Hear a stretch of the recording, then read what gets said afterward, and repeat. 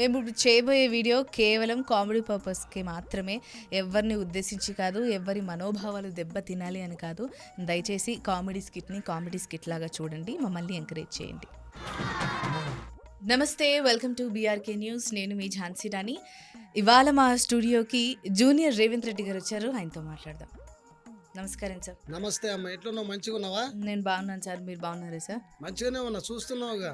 సన్న బియ్యం అన్నారు, వస్తున్నాయా సార్? సన్న బియ్యం ఎందుకు వస్తలేదు? మొత్తం పురుగులు వస్తున్నాయంట. ఫోటోలు తీయకుండా వాళ్ళ ఇంట్లో కూడా తిన్నాం, కడిగినాం, చేయి కడిగినాం. మా మినిస్టర్ మీరు వస్తున్నారని వాళ్ళు శుభ్రంగా పెట్టిండ్రేమో కానీ సార్, ప్రజల గొంతుగా నేను చెప్తున్నా సార్, మంచిగా వస్తలేమని అంటున్నారు. నీకు అర్థం కాలేదు ఝాన్సీ, నువ్వు ఏడుంటున్నావో మరి నాకు అర్థం కావట్లేదు. కానీ ఆడికి పోయినాక ఖచ్చితంగా సన్న బియ్యం తీసుకుంటున్నారు, మేము తీసుకున్నామని చెప్పి అందరు ఫోటోలు తీసి కూడా పెడుతున్నారు. నువ్వు అంటున్నావు సన్న బియ్యం రాలేదని. ఇవాళ ఖచ్చితంగా సన్న బియ్యం ఇస్తుంది మా రాష్ట్ర ప్రభుత్వం. ఇస్తారు కానీ పురుగులు ఉంటున్నాయి.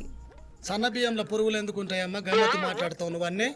సన్న బియ్యంలో పురుగులు ఎట్లుంటాయి? నూకలు పురుగులు వేసి అమ్ముతున్నారు. అంటే వాళ్ళు గుడ్డోళ్ళ ఎందుకు తీసుకుంటారు? ఏమో సార్, మళ్ళీ మాట్లాడుతున్నావు, వస్తున్నాయి సార్ ఇవి. ఏం మాట్లాడుతున్నావు? చూసే వాళ్ళు చెప్తేనే చేసిర్రా, వాళ్ళే పంపించిర్రా నిన్ను? నువ్వు ఒక ముఖ్యమంత్రితో మాట్లాడుతున్నావన్న విషయం గుర్తు పెట్టుకొని మాట్లాడాలి. పిలిచినావు కదా అని పాడ్కాస్ట్కి వచ్చిన, అర్థమైందా? ఏంది ఇట్లనేనా మాట్లాడేది? ఎవరు అడగమన్నారు ఈ క్వశ్చన్లని? ఎవరు అడగమలేదు సార్. నువ్వు అడిగేది ఏందో సూటిగా అడగాలి. ఒక ముఖ్యమంత్రిని ఎట్లా అడగాలో అట్లనే అడగాలి. అడుగుతావా ఇట్లనే? ఆ పొంకనాల పోసేటి తిట్టినా సార్, నేను వాళ్ళు చెప్పింది అడిగిన. కాదు, వాళ్ళు ఏం చెప్తారు కాదు, నువ్వు వేరే అడుగుతున్నావు నన్ను. నేను వేరే అడుగుతున్నాను సార్. ఆ హామీలు అమలు కాలేదంటున్నావు, హామీలు ఖచ్చితంగా అమలు అయినాయి. నేను చెప్తున్నా, ఇప్పుడు ఫ్రీ బస్ వచ్చింది సార్, వచ్చినట్టే వచ్చింది. జీరో కరెంట్ బిల్ అమలు చేసినాం, వచ్చినట్టే వచ్చినాయి సార్. చెప్తాను వినండి సార్. 500కే సిలిండర్ వస్తున్నది, రైతు బంధు వస్తున్నది, ఇవన్నీ వస్తున్నాయి. మేం చేసినామని చెప్తున్నా కదా, మళ్ళీ మాట్లాడతావు అట్లనే. సరే సార్, నేను ముందుగా నుంచి వస్తలేమంటున్నా. మీరు నేను వస్తున్నాయి అని చెప్తున్నా, వస్తున్నాయి. నువ్వు ఏడికి రమ్మన్నా నేను అడికొస్తా. సరే, ఒక మాట వినండి సార్. ఫ్రీ బస్సులు అన్నారు, పెట్టినరు, వాళ్ళ కోసం చెప్తున్నా, మీరు పట్టించుకుంటలేరు. పెట్టినట్టే పెట్టి మళ్ళీ ఈ మగవాళ్ళకి ఛార్జీలు, బస్ ఛార్జీలు పెంచింది. ఏం లాభం సార్ మళ్ళీ అప్పుడు? నీకు ఒక విషయం సూటిగా మాట్లాడుతున్నా ఝాన్సీ, చెప్పండి. ఇప్పుడు నేను ఉచితంగా బస్సు పెడుతున్నా, ఆడోళ్లకు ఫ్రీ బస్ అని పెడుతున్నా. అవి ఎన్ని కోట్లు అవుతున్నాయో తెలుసా నీకు? నెలకి ఎంత అవుతున్నాయి సార్? 4,000 కోట్లు అవుతున్నాయి. 4,000 కోట్ల పైన అవుతున్నాయి. మరి అవన్నీ తీర్చాలంటే నా దగ్గర ఏడున్నాయి పైసలు. పెట్టమని అడగలేదు కదా సార్ ఎవరు? మొత్తం ఖాళీ చేసింది ఆ గవర్నమెంట్. మళ్ళీ ఎవరు పెట్టమని అడగలేదు కదా సార్? పెట్టమని అడగరమ్మా.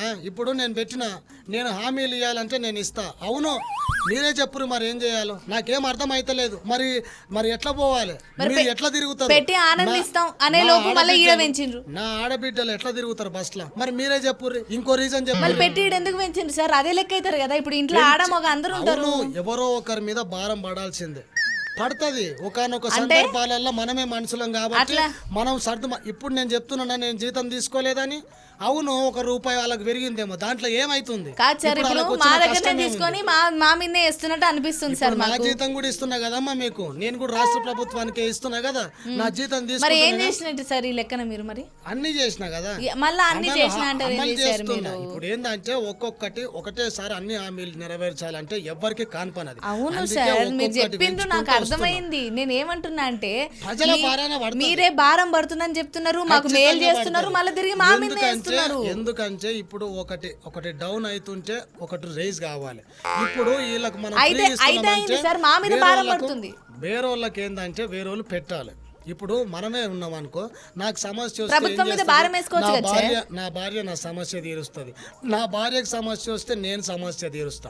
అట్లుండాలి. ఇప్పుడు ఏంటంటే నేను అట్లనే రాష్ట్రం మొత్తం ఎట్లున్నారంటే, నేను మొత్తం ఆడవాళ్ళకు ఫ్రీ బస్ ఇస్తున్నాను, వాళ్ళ మగవాళ్ళ కన్నా గింత భారం, ఇంత చెప్పేది గింత భారం పడుతుంది అయ్యా మీ మీద, జర ఏమనుకోకూర్రి అని నేను రిక్వెస్ట్ చేసి అందరిని అడిగే పెంచిన తప్ప నేను అట్లా సంతృప్తికరంగా అయితే లేదు. నేను ఆర్టీసీ కమిషనర్ తో కూడా మాట్లాడినా, ఏంది ఎట్లా చేద్దాము, ఏంది ఎట్లా తీసుకుపోదాం అంటే ఆయన కూడా చెప్పిండు, సార్ ఇది ఏం కాదు, ఈ కొంచెం పెరిగితే ఏం పట్టించుకోరు జనాలు, మనోళ్ళే కాబట్టి మనల్ని అర్థం చేసుకుంటారు.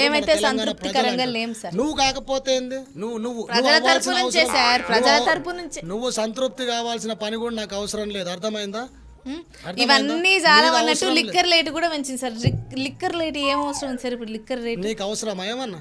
నువ్వు తాగుతావా? నేను తాగకపోయినా మరి నీకెందుకు అంత గోస వచ్చింది? ప్రజల తరపు నుంచి అడుగుతున్నా కదా సార్. ప్రజల తరపు నుంచి అయితే ప్రజలు అడుగుతారు, నువ్వెందుకు ఓ గోస పడుతున్నావు? నువ్వు తాగుతావా సార్? మళ్ళీ ఇప్పుడు అన్ని నామూలుగానే అడిగినట్ట, ప్రజల తరపు నుంచి కాదా? నువ్వేందంటే నువ్వు తణుకులాడుతున్నావు కదా లిక్కర్ రేట్ పెరిగిందని. మరి నువ్వు అలవాటు ఉందా నీకు? పెంచుతున్నారు సార్ మీరు. నీకు కావాలంటే ప్రజల నీకు అవసరం ఉందా? నాకెందుకు సార్? మీరు నేను తాగుతారా? తాగను, నేను తాగను. మీరు నీకెందుకు మరి? ప్రజల మీద భారం పడుతుంది కదా. ప్రజల మీద భారం పడుతుంది, మరి తాగుడు అవసరమా? ప్రజలు పెరిగితే ఏమైంది? తాగకూరి ఎందుకు మరి తాగుతారు? ఆరోగ్యం పాడవుతుందని నేనే పెంచిపించిన. ఎందుకు మా అన్నలు మా తమ్ముళ్ళు ఆరోగ్యం ఎందుకు పాడు చేసుకుంటారని నేనే పెంచిపించిన. ఇప్పుడు నీకు వచ్చిన నష్టమేంది అంటే నువ్వు తాగుతావా? కాదు సార్, మీరు నేను ఒక క్వశ్చన్ అడిగితే దానికి ఆన్సర్ ఇవ్వకుండా మీరు తాగుతారా అంటే ఏం సార్ అర్థం? ఇప్పుడు చూడు ఝాన్సీ, నీకు నేను మాట్లాడుతున్నది నీకు అర్థమైతలేదు కావచ్చు బహుశా.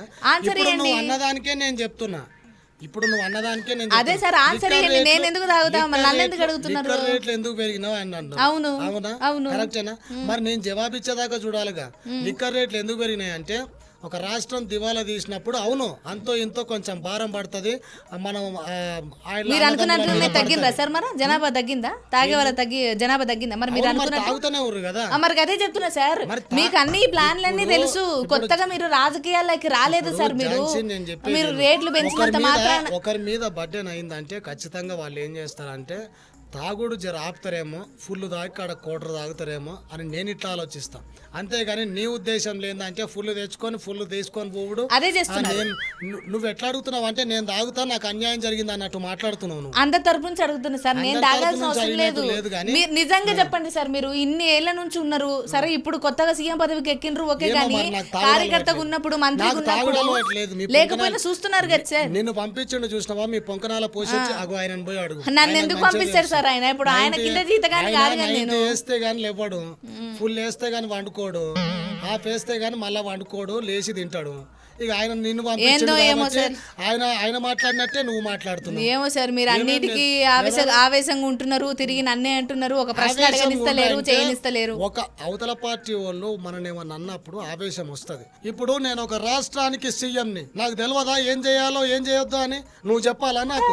నిన్ను పంపించిన వాళ్ళు ఎవరైతున్నారో వాళ్ళకి చెప్పమ్మా, నాకు కాదు. ఫస్ట్ నువ్వు సార్ షో స్టార్ట్ అయినప్పటి నుంచి ఒక 10 సార్లు 20 సార్లు నేను సీఎం మాకు తెలుసు సార్. నేను ముఖ్యమంత్రి అయినప్పుడు నేను ముఖ్యమంత్రి అని చెప్పుకోకుండా నువ్వు ముఖ్యమంత్రి చెప్పుకుంటారా సార్? ఎవరన్నా చెప్పుకుంటారా ఎవరన్నా? అరే నేను ముఖ్యమంత్రి అయినమ్మా, ఫస్ట్ సార్ అయినా ఏదో చెప్పుకుంటున్నా, దానికి నీకు వచ్చిన తిప్పలేదు. అయితే గణసార్లు చెప్పుకుంటారా సార్? మాకు తెలుసు మీరు ముఖ్యమంత్రి అని.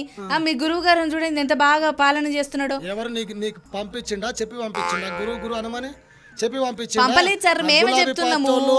ఆ కమలం పార్టీ వాళ్ళు పంపించిన బిడ్డ చెప్తున్నా, ఇప్పటికి ఎవరైనా గురువు అన్నారంటే లాగులలో తొండలు ఇడుస్తా, ముడ్డి మీద వాతలు పెడతామనుకున్నావు. ఎవరమ్మా గురువు?